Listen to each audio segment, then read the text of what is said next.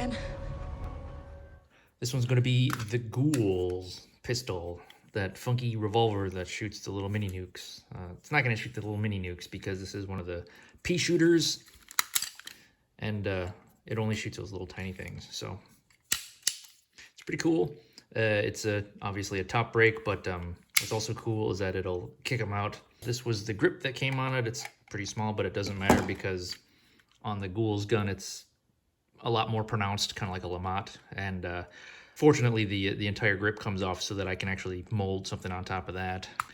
The rest of it, I have no idea. I don't know. I guess we'll see what happens. All right, first update.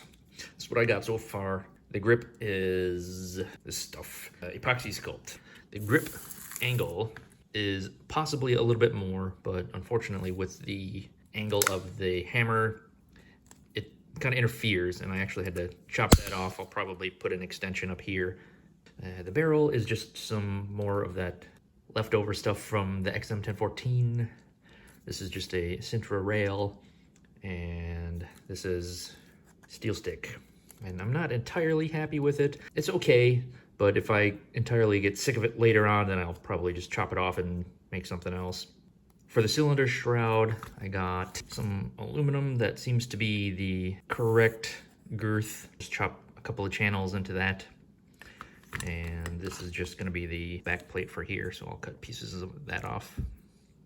It's just some resin. For the little hand guard up there, I just got some EVA foam that I got stacked up. So I'll just cut a trench in there that's the width of the barrel, and then just shave it down until it's the right shape. That's the plan. We'll see how it goes. Here's the progress I got. I did the aluminum shroud. The windows here are actually covered with some clear styrene. This is EVA foam. I kind of want to do it again just because I don't like the way it turned out. Excuse me. It's a little lumpy, lopsided. It looks the part from like the side, but I don't like it. It's not very good. What else did I do? Things right here that ended up being all right. The hammer, obviously I had to extend. Goes over my hand now instead of under it, which is good. It works, and it feels all right too, so that's good. Haven't made a decision about the trigger guard. It's grown on me. I think it obviously does not match, but it feels fine. The cable here has just some silicone tube.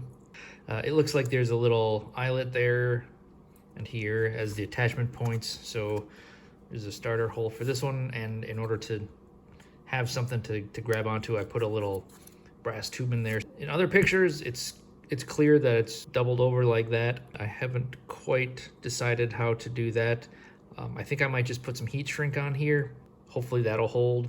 I figured if I put it under a little bit of tension, it'll keep it straight, and when you crack it, it'll pull it open too. I just think the idea of that, like, that's pretty cool. I don't know what I'm gonna do about the designs and stuff. I might just take like an etcher and dig in. That sounds like it'd be really kind of gross and sloppy, and it has a lot of potential to look like crap if I did it that way too, just knowing my history of trying to etch things manually. You can't flip this thing closed, otherwise all the shells fly out. I'm sure somebody that actually has some skill might be able to do it, but I can't do it.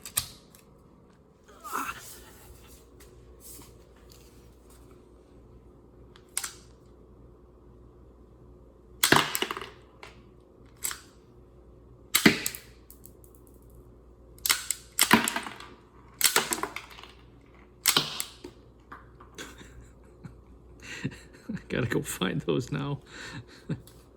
Oh, wait. Yeah, that works. That's cool. This one has Majun, Wilzig, and Hank.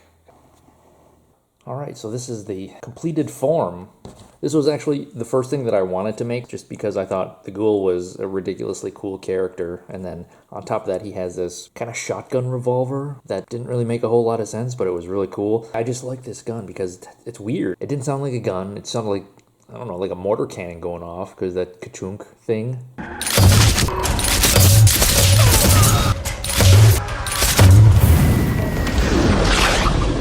So when I started planning out all the things that I wanted to make, this was like the first thing on the list. So earlier you saw that I had like a printout of everything. That's what I used to sort of gauge everything. I actually scaled it to that green and purple gun. That by itself was already just kind of scaled down from what the actual Ghoul pistol was, because the one on screen is actually pretty damn big. You can see this right here is actually a lot smaller than the picture of him holding it. So I decided to keep the trigger guard the way it was. Again, it didn't really offend me too much. It just didn't look the way I wanted it to look. The handguard portion, I noted earlier that it was kind of lumpy, and it was kind of a no-duh moment because all I did was just sand off the lumpy bits that I didn't like, and I didn't really need to make a new one because, like, really all I had to do was just fix the old one. There's a little bit of rust. I tried to keep it consistent with like the other ones, the 10mm pistol and the plasma cutter. But yeah, it's an everyday use thing, so it's not going to accumulate too much rust if he's taking care of it. The filigree I did manage to make. It's not great, but there's something there that you can actually see. Instead of etching it, I just put some aluminum foil tape down and then used a pen and basically just scratched in a couple of lines. You can barely see it, so it didn't really make a whole lot of sense to go too much in depth because you can't really see it. But you can see that there's something there, which is something. ... I'm looking at my notes. I took notes. It's that halfway spot between actually writing a script on what I want to say and just speaking off the cuff. There's no front sight on this thing, which I thought was kind of weird. And on top of that, the hammer covers up the rear sight, so aiming this doesn't really do a whole lot. This worked out really well, the silicone tube there. It pulls it open nice and quick, and it stays nice and tight. The little heat shrink tube trick worked a charm. I did extend the release a little bit to put a little block of center on there because the other one, it didn't grip. This one does a lot better. There's a spot where it says made in China. I deliberately left it there so that you can still see it, and if anything, I actually weathered it so that it's even more clear. Just because I like the irony of it, of the Ghoul using something made in China. Anyway, you get what I'm saying. It's just funny irony. The end. I left all the color inside the way it was because I didn't really want to mess with the moving parts. That looks fine. So if there's moving parts, I'll just sort of leave it at that and paint around it. I posted the short yesterday and it's currently sitting at about 69%. So maybe that's why. Who knows? Got another one of these cigarette boxes. They're just really cool and they're very handy. I have learned that you have to close this slow when you have everything in here.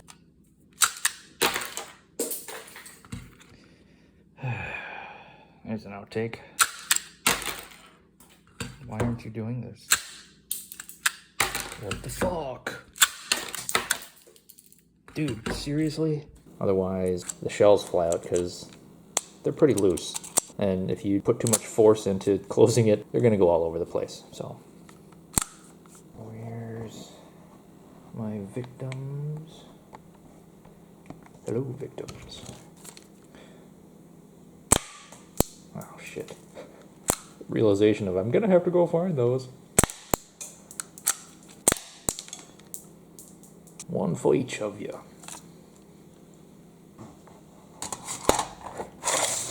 Oh, I get to do the shell pop out.